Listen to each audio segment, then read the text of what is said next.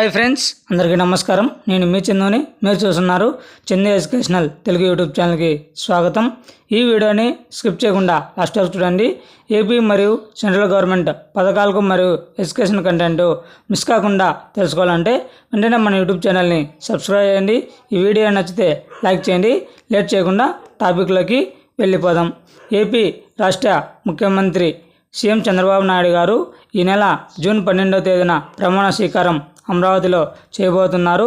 తర్వాత మనకి ఏ పథకాలు అమలు అవుతాయి, తర్వాత ఏ పథకాల మీద సంతకాలు పెడుతున్నారు, తర్వాత ప్రజాశక్తి భాగంలో మనకి మహాశక్తి పథకంలో మనకి తల్లికి వందనం పేరు కింద ఏటా 15,000 జమ చేసిన విషయం మనకి మేనిఫెస్టోలో కూడా చేర్చడం జరిగింది.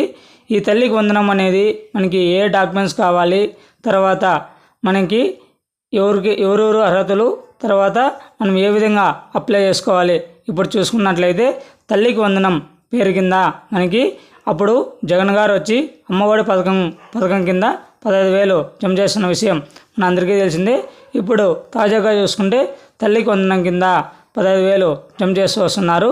దీనికి మీరు అప్లై చేసుకోవాల్సిన డాక్యుమెంట్స్ ఏమిటంటే మనకి ఆధార్ కార్డు మరియు తల్లి యొక్క ఆధార్ కార్డు, విద్యార్థి యొక్క ఆధార్ కార్డు, తల్లి యొక్క bank account number, child ID number, ration card, తర్వాత మనకి క్యాస్ట్ ఇన్కమ్ సర్టిఫికేట్లు అనేటివి మనకి దీనికి కావాల్సిన డాక్యుమెంట్స్.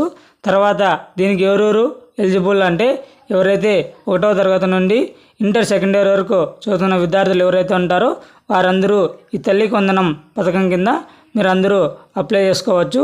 మనకి టీడీపీ, జనసేన, భాజపా కూటమి ప్రభుత్వాన్ని ఏర్పాటు చేయడం జరిగింది. దాదాపుగా మనకి 2 నెలల పాటు ఈ పథకాలు అనేటివి ఏవి అమలు కావు. 2 నెలల తర్వాత జనవరి, ఫిబ్రవరి నెలలో మనకి ఈ పథకాలు అనేటివి అందరికీ వస్తాయి. మనకి తల్లికి వందనం కింద మీరు ఇంకా ఎవరైనా అప్లై చేసుకోవాలంటే మీరు డాక్యుమెంట్స్ అనేటివి రెడీగా చేసుకోండి, మీరు అప్లై చేసుకోండి. ఎవరు అర్హతలు అని చెప్పడం జరిగింది. తర్వాత మనకి లేటెస్ట్ అప్డేట్ ఇది ఫ్రెండ్స్. ఈ వీడియో నచ్చితే లైక్ చేయండి, షేర్ చేయండి, సబ్స్క్రైబ్ చేయండి. Thanks for watching video. జై హింద్.